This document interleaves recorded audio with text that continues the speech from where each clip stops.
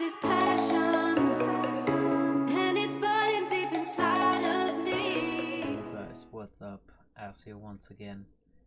Today it's just a little quick update on the events that we get. So today we have the 10 times event in the Dark Elf faction. There are some cool legendaries in there and some decent epics, I would say. So let's quickly just go over them. We have Ray. With her A1 she attacks all enemies and has a chance of placing a decreased defense buff, and once ascendant it's the big version, can be booked up to 50%. Her A2 also attacks all enemies and inflicts 50% more damage against targets under debuffs.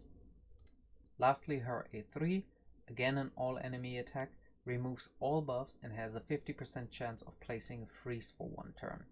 Can be booked down to 6 turns and the freeze will get up to a 70% chance.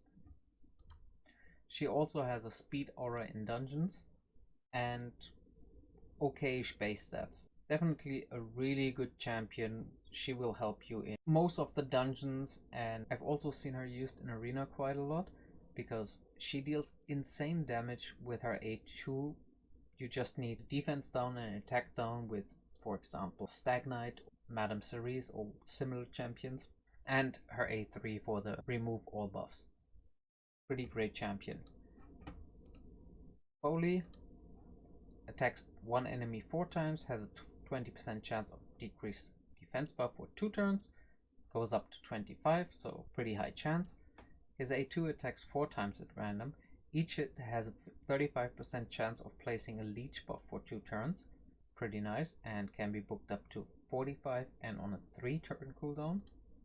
And lastly, attacks all enemies, decreases their turn meters by 15%, then attacks the targeted enemy. Enemies killed by this skill cannot be revived. On the enemy that you target, it's at least a dual hit, which is great for somebody like Rotos or to just single something out. The block revive is especially good. And his passive is what makes him really awesome, especially in the arena. Heals his champion by 20% of their max HP and boosts the turn meter by 50% whenever an enemy places a stun, freeze, sleep or provoke on this champion. Immediately removes all stun, freeze, sleep and provoke debuffs from this champion, and it can be on a 3-turn cooldown. This ability allows you to go against these faster, a little bit more annoying teams that try to crowd control you. You will still have your damage dealer to go, and he can single out a target and just try to burst it down. Good base stats. The next one, Ghostborn. Attacks one enemy, has a 50% chance of placing a 60% decreased death buff 2 turns, and it can be booked up to 100%. His A2 attacks all enemies, has a 75% chance of placing a 100% heal reduction debuff for 2 turns, and the damage is based on attack and speed, and it's on a 3-turn cooldown and can be booked up to 100%. And lastly, attacks all enemies, has a 75% chance of placing a decreased defense buff for 2 turns, the big version, and if you ascend this champion, this debuff cannot be resisted, places a 50% increased attack buff on all allies for 2 turns. Goes up to 100% on a 4-turn cooldown. Great for spiders, because most of the teams in the end game want the decreased defense buff for 100%, and there isn't many, if any, champions who do that 100% guaranteed, because you could build him with 0% accuracy and it would still land, while even the Draco with 1000 accuracy has a chance, it's a 5% chance to not land it. So he can be used for that, or in arena where you have highly resistant teams. His speed is a little bit slow, but you really want to get him fast.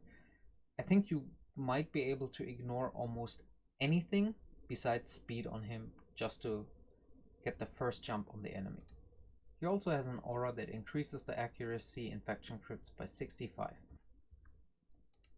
And lastly, Queen Eva. Queen Eva is the fastest farmer, the best farmer for stage 12-3 brutal because of her 3rd skill. Attacks all enemies, decreases turn meter, blah blah blah. Doesn't matter. What matters is resets the cooldown on each of this champion skills, including this one, and if ascended has a 50% chance of inflicting a critical hit. This basically makes her one of the best, probably the best farmer, because she will kill with this skill and just reset it and go next wave, kill it, and it has a really high multiplier. She has an aura that increases crit rate by 19% in all battles. This 15 plus the 19 plus this 15 is 49, and you only need 51% crit on her in total, which is really achievable even for early game players. She has an 80% chance of placing 100% heal reduction debuff after booking, which is great for Fire Knights, and she has the right affinity. But I'm not sure if you would bring her in your team instead of another utility champion, because there isn't really much that her kit offers for Fire Knight. So, but definitely for early game you could use her. Her second skill attacks one enemy twice. Enemy's kill cannot be revived. So it could also be used in the arena for killing a Rotos or something like that. Now let's go over the Void Legendary. Blind Seer. She attacks 3 times at random, and she has a 30% chance of decreasing the turn meter by 15%, buffed up to 40% chance. Probably pretty decent. Then her A2 places shield and block debuffs on all allies for 2 turns. The shield is proportional to this champion's max HP. If this is similar to Miscreated Monster or other champions that have a shield that is proportional to their max HP, then this can be really good. And her A3 revives all dead allies to 35% HP, places block damage buff on all allies except for this champion. The champion will receive damage to 50% of their max HP. This will happen even if it kills this champion. And Ascended, it reduces the damage to just 25%. Lastly, an ally death aura in dungeons, 42%. Really big. Great base stats, probably a really good supporter till the end game. I haven't seen her, maybe she's just really rare, but I haven't seen her anywhere used in the high end. And now let's go over the rares. Luria. Her 1 deals a lot of debuffs, decreased death, heal reduction, and speed, all the big versions once ascended, and it's on a 75% chance after booked. This is really great for the Fire Knight. Then attacks all enemies, has a chance of placing freeze debuff 1 turn, and enemies cannot be revived. This could be great for Ice Golems or also for the other dungeons, because freeze is just a phenomenal debuff. And lastly, attacks 1 enemy, removes all buffs, has an 80% chance of placing block debuff for 2 turns. It's 100% once she's booked up. It's okay for an A3, but nothing really special on a 5-turn cooldown. Good base stats. Lua. She attacks 1 enemy, deals 50% of the inflicted damage to all enemies if this attack is critical. It's basically an AoE A1, but the second attack that spreads the damage cannot crit. So it sounds better than it is. I have one and I just tested her out lightly. I have never gotten this attack to crit. Hail of Arrows attacks all enemies 3 times and heals his champion by 2.5% for crit. This has a good multiplier. And then lastly, decreases the turn meter by 100%, will ignore shield and block damage buffs. I think it will still not go through the Fire Knight shield, but 100% turn meter reduction is basically like a Cold Heart, so if you don't have a Cold Heart, she could be your Fire Knight team. She might also be good for spiders if you have a decreased turn meter strategy and put her at the right speeds. With this one she can basically deal a lot of damage. And in spiders, having the additional damage might actually be helpful even if it doesn't crit. Her base stats are decent. And the last void rare, Sylar. She attacks all enemies on her A1. Nothing else than that, but it's pretty good. Then Attacks all enemies, has an 80% chance of placing 50% decreased accuracy, booked up to 100% on a 3-turn cooldown. This can hit pretty hard and is also an AoE. And then her A3 places a 30% decreased speed buff on all enemies and decreases the turn meter of all enemies by 40%.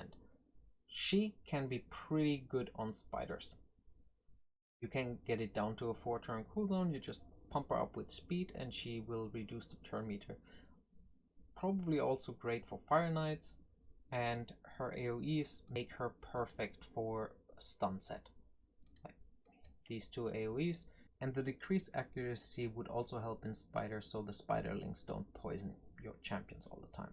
Her base sets are also pretty good. She also has a speed aura infection crypts by 22%. That's always good. So, should you summon for these champions? There are a couple really great champions, but you have to keep in mind that the chances are not boosted to get a legendary or a rare. So you still work with a 6% rate for a sacred shard and 0.5 for an ancient shard or a void shard, or the 8% for an epic. If you think these champions are a must-have for your account, then go ahead and summon. I think I will definitely summon on my alt in the hopes of getting one of these legendaries. All of them would be a benefit for my alt account. On my main account, I will summon until I have 30 ancient shards in the hopes of getting a ray or maybe a foley. The other champions wouldn't really benefit me much. I don't need a Ghostborn or a faster farmer, and the void champions here definitely don't warrant me summoning void shards outside of a 2x event. Just another little small update on the rest of the events. So the Summon Rush and the Dungeon Divers event both started now. The rewards are as regular. Try to get the Umbral Enchantress if you can. For me, I definitely get the Painsmith, and that probably just with a couple of Ancient, and the rest will all be from Mystery Shards. And the Dungeon Divers event has a couple of champions that I need. I need the Bulwark, and I want the Seneschal. Haruspex, I have him, but it would be nice to have a second one, because I want to build one eventually for my Faction Wars team.